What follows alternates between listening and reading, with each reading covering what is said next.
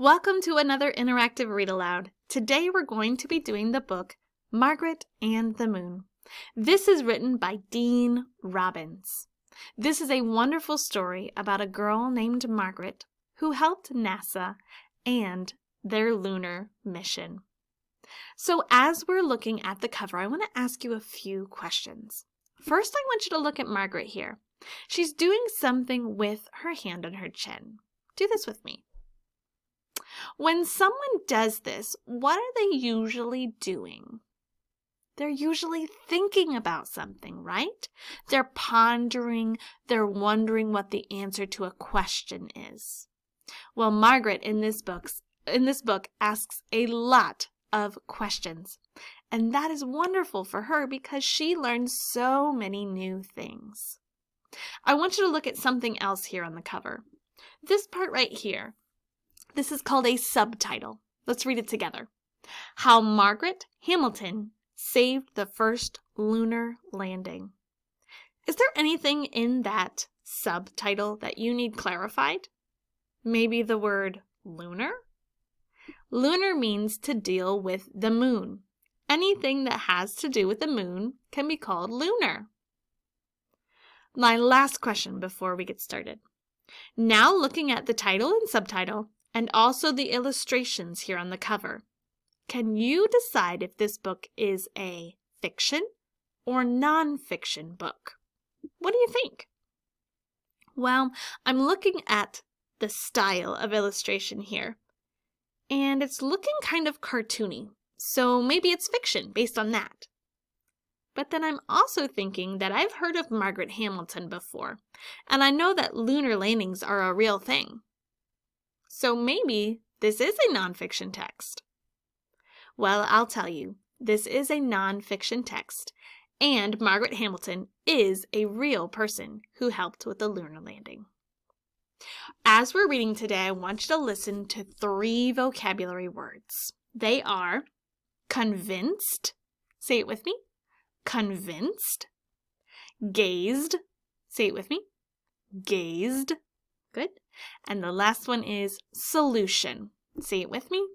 Solution. Very good. As we go through our story today, we're going to stop and define some of those words. We're going to use our context clues in the story to help us figure out what those mean. So before we get started, I'm noticing that Margaret is wondering about something. Remember talking about that? She's kind of going like this, wondering about something. Wondering and asking questions help us to figure out what is happening in the story and even in our own lives. How we answer questions helps us to grow our brains by learning new things. So let's learn what Margaret had to do with the lunar landing. Margaret and the Moon. How Margaret Hamilton saved the first lunar landing. Margaret Hamilton loved to solve problems. She came up with ideas no one had ever thought of before.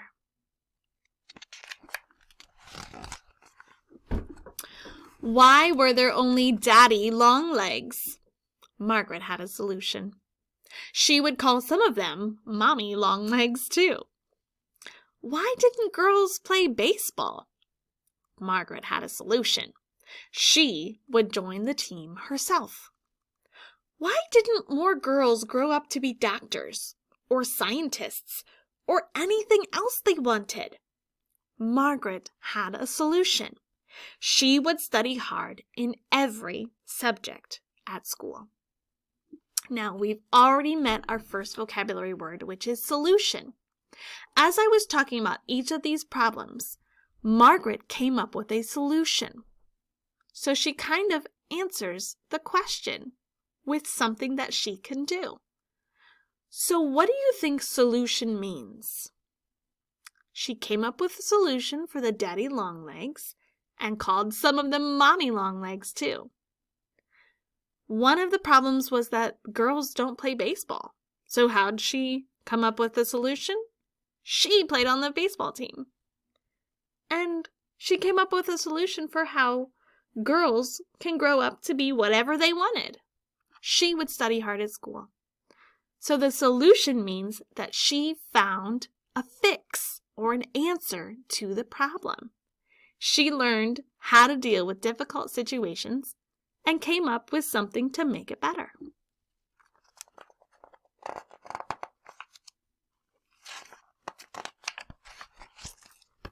Reading, music, art, and especially mathematics. She learned as much as she could about addition and subtraction, multiplication and division. Margaret's father was a poet and philosopher who talked to her about the universe. She asked about how the planets moved, when the galaxies formed, why the stars shone. So she's learning from her dad. She's asking him questions. She gazed at the night sky in wonder. There's our second vocabulary word, gazed. If you look at Margaret there in the grass, she's kind of tilting her head up towards the sky. So if she's tilting her head up towards the sky and using her eyes, what do you think gazed might mean? I think it means that she looked up into the sky. Let's substitute gazed and looked. She looked at the night sky in wonder. Is that right? Yes, gaze means to look. What do you notice in the sky as I pass this along? What is she gazing at? What are you noticing here? If you said the word constellations, you are correct. These things up here in the sky are called constellations. That means that there are stars in the sky that make a little bit of a formation. Now, if you look up at your nighttime sky, you won't see the lines or even the little words up there telling you what the constellation are. These are imaginary, but the stars are up there in the order that this picture shows. If you want to learn more or maybe even go outside and try to see some of these constellations, ask your parents for help. How many miles to the moon? 238,855 miles. How many miles does it travel around the Earth? They're talking about the moon here. It travels 1,423,000 miles. How fast does it go? 2,288 miles per hour. How big around is it? 6,783 miles. Margaret began solving harder and harder math problems. It was fun working her way through the steps. She liked moving around X's and Y's in algebra. She liked measuring circles and triangles in geometry. She liked studying curves in calculus. And then she discovered computers. I want you to look at the computer right here on the page. That looks like a really big computer. Now I want you to think about the computer maybe at your house or a computer here at school. Do those computers look the same? Before you answer that, I want you to answer a different question. Do you think this story was written right now or a long time ago? Use what you know about computers to answer that question. Remember, this is a computer. Does it look like the ones that you have? No, they are so different. Computers were very new in this story. So that means the story was written a long time ago, or the story was a long time ago.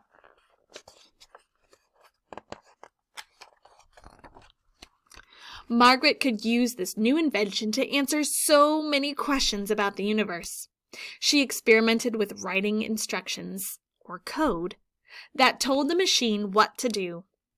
The code was called software, and Margaret called herself a software engineer. She started with something simple, asking the computer to add and subtract, multiply and divide. Margaret taught herself to write code that performed more and more complicated tasks. She programmed computers to track airplanes through the clouds and even to predict the weather. She made them do things they had never done before.